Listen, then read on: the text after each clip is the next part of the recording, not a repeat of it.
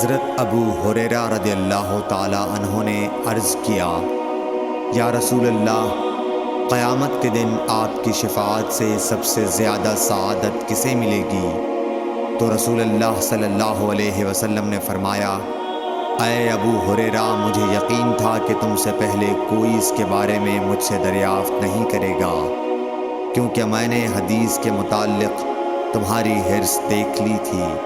سنو، قیامت کے دن سب سے زیادہ فیضیاب میری شفاعت سے وہ شخص ہوگا جو سچے دل سے یا سچے جی سے لا الہ الا اللہ کہے گا۔